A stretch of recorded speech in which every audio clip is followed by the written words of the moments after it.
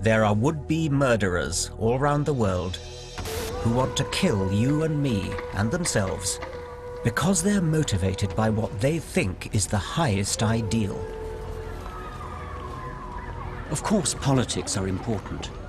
Iraq, Palestine, even social deprivation in Bradford. But as we wake up to this huge challenge to our civilized values, don't let's forget the elephant in the room, an elephant called religion. The suicide bomber is convinced that in killing for his God, he will be fast-tracked to a special martyr's heaven. This isn't just a problem of Islam. In this program, I want to examine that dangerous thing that's common to Judaism and Christianity as well. The process of non-thinking called faith. The 21st century should be an age of reason, yet irrational, militant faith is back on the march. Religious extremism is implicated in the world's most bitter and unending conflicts. We want the non-Muslims off the lands of Muhammad. We want the kuffar out of it. America too has its own fundamentalists. The issue for the next generation is going to be the Islamification of Europe. And in Britain, even as we live in the shadow of holy terror, our government wants to restrict our freedom to criticize religion. Science, we are told, should not tread on the toes of theology. But why should scientists tiptoe respectfully away? The time has come for people of reason to say enough is enough. Religious faith discourages independent thought, it's divisive, and it's dangerous.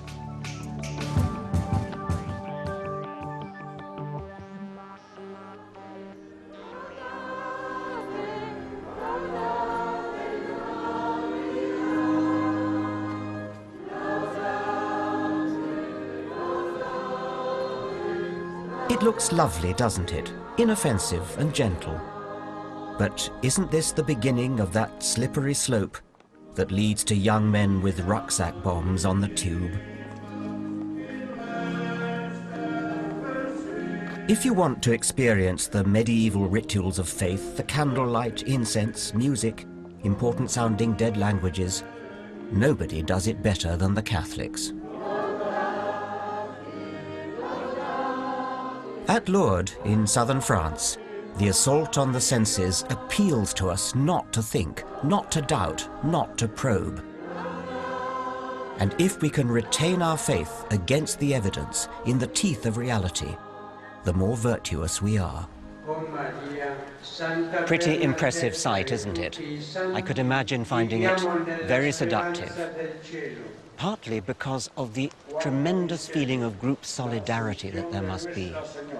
If you have the delusion that you're Napoleon, it must be a fairly lonely feeling because nobody else agrees with you. Your faith that you're Napoleon needs a lot of shoring up.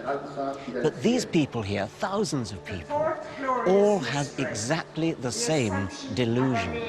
And that must give wonderful reinforcement to their faith.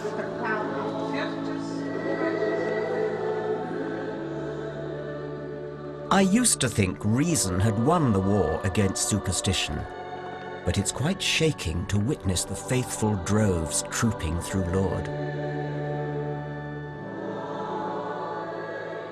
This is a benign herd, but it supports a backward belief system that I believe reason must challenge.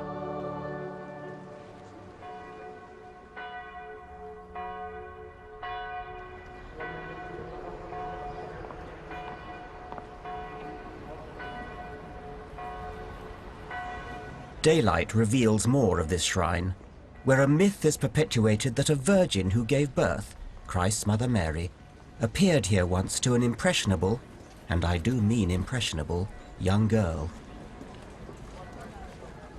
The faithful make the pilgrimage here because they believe that terrible afflictions can be cured by dragging their poor bodies up to a pool of water where the Virgin Mary made her miraculous appearance. In reality, they're probably more likely to catch something from the thousands of other pilgrims who've wallowed in the same water.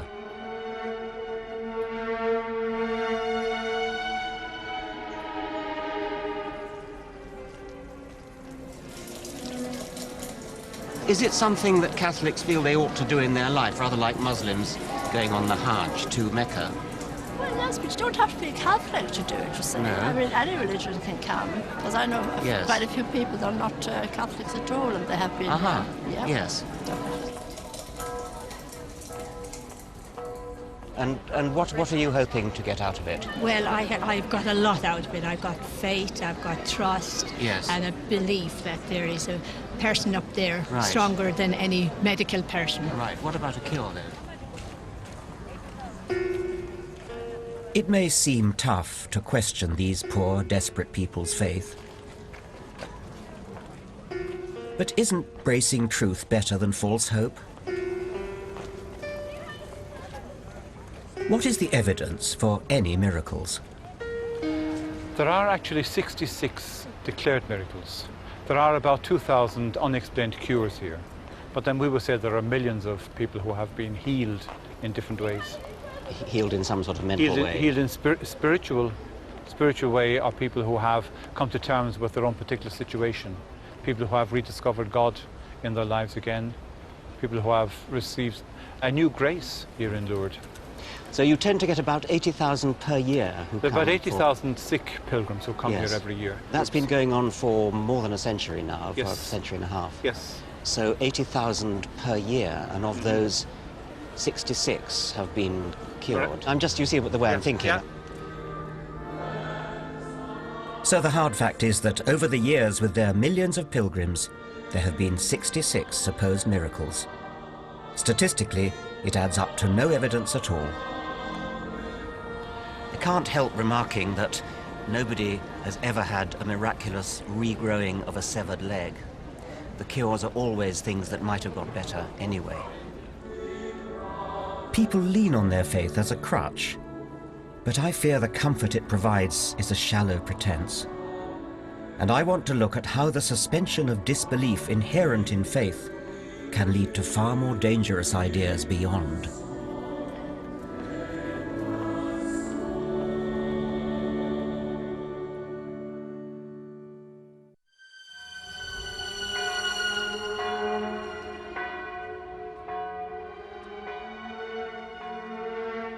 People like to say that faith and science can live together side by side.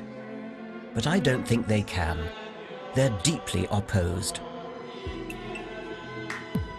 Science is a discipline of investigation and constructive doubt, questing with logic, evidence and reason to draw conclusions.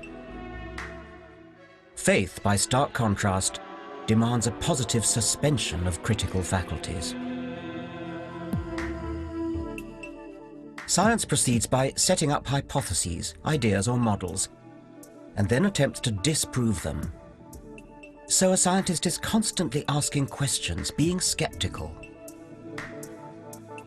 Religion is about turning untested belief into unshakable truth through the power of institutions and the passage of time.